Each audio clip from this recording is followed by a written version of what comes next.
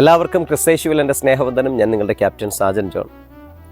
ഒരു 10 വർഷം മുൻപ് എപ്പോഴോ എൻ്റെ മനസ്സിൽ ഉദിച്ച ഒരു ആശയത്തെ ഇങ്ങനെ എഴുതിയിട്ടു: ഒത്തിരിയെ ഇത്തിരിയാക്കാൻ പ്രയാസമൊന്നുമില്ല, എന്നാൽ ഇത്തിരിയെ ഒത്തിരിയാക്കാൻ ഒത്തിരി പ്രയാസമുണ്ട്. ഒരു മനുഷ്യൻ്റെ കയ്യിൽ 10,000 രൂപ നൽകിയിട്ട് അത് അത്രയും വേഗം ചിലവഴിച്ചിട്ട് മടങ്ങി വരാൻ പറഞ്ഞാൽ അദ്ദേഹം നിമിഷ നേരങ്ങൾക്കകം മടങ്ങിയെത്തും. എന്നാൽ 1 രൂപ ഒരു മനുഷ്യൻ്റെ കയ്യിൽ നൽകിയിട്ട് അത് 10,000 രൂപയാക്കി തീർത്ത് മടങ്ങി വരാൻ പറഞ്ഞാൽ അദ്ദേഹം ബന്ധപ്പെടും. കാരണം അത് അത്ര എളുപ്പമുള്ള കാര്യമല്ല. നമ്മുടെ താലന്തുകളും അങ്ങനെ തന്നെയാണ്. ഒരിത്തിരി താലന്ത് സ്വർഗത്തിലെ ദൈവം നമുക്ക് തന്നിട്ടുണ്ട്. അത് വർദ്ധിപ്പിക്കേണ്ടത് നമ്മുടെ ചുമതലയാണ്.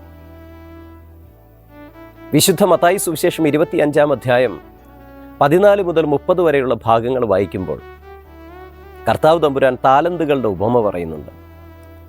ഒരു വീട്ടുടയവൻ യാത്ര പോകുമ്പോൾ ജോലിക്കാരെ വിളിച്ചിട്ട് ഒരുവൻ 5 താലന്തും ഒരുവന് 2 താലന്തും ഒരുവൻ 1 കൊടുത്ത് കടന്നു പോകുന്ന അവസ്ഥ. പക്ഷേ മടങ്ങി വരുമ്പോൾ 5 താലന്തുള്ളവനും 2 താലന്തുള്ളവനും അധ്വാനിച്ച് ഇരട്ടിയായി കൊടുക്കുമ്പോൾ 1 താലന്ത് മാത്രം ലഭിച്ചവൻ അതൊന്നും വർദ്ധിപ്പിക്കാതെ വണ്ണം മടക്കി കൊടുക്കുന്ന ഒരവസ്ഥ. അത്യല്പത്തിൽ വിശ്വസ്തനായവനെ നിന്നെ അധികത്തിൽ വിചാരകനാക്കുമെന്ന് മറ്റു 2 പേരോടും പറയുമ്പോൾ 3-ാമത്തവന് ലഭിച്ചത് വലിയ ശിക്ഷയാണ്. സ്വർഗത്തിലെ ദൈവം നമുക്ക് നൽകിയിരിക്കുന്ന താലന്തുകളെ, കഴിവുകളെ പ്രയോജനപ്പെടുത്താതെ ഇല്ലാതാക്കി കളയുന്ന അവസ്ഥയില്ലേ? നമുക്ക് നൽകിയിരിക്കുന്ന താലന്തുകൾ കർത്താവിന് വേണ്ടി വിനിയോഗിക്കപ്പെടുമ്പോഴാണ് അത് വർദ്ധിക്കുന്നത്, നമുക്കത് അനുഗ്രഹമായി തീരുന്നത്. അതുകൊണ്ട് തുടർന്നുള്ള നാളുകളിൽ കർത്താവ് തന്ന കഴിവുകളെ, കർത്താവ് തന്ന താലന്തുകളെ അവന് വേണ്ടി വിനിയോഗിക്കാൻ സ്വർഗത്തിലെ ദൈവം നിങ്ങളെ എല്ലാവരെയും അനുഗ്രഹിക്കുമാറാകട്ടെ. ആമേൻ.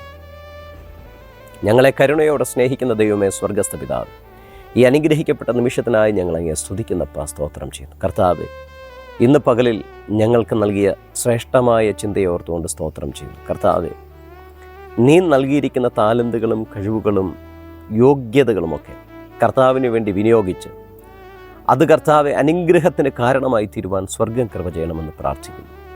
ഇന്നീ വചനം കേട്ടുകൊണ്ടിരിക്കുന്ന എല്ലാ ദൈവമക്കളെ അനുഗ്രഹിക്കണം. യേശു ക്രിസ്തുവിന് അധികാരമുള്ള നാമത്തിൽ തന്നെ പിതാവേ, ആമേൻ.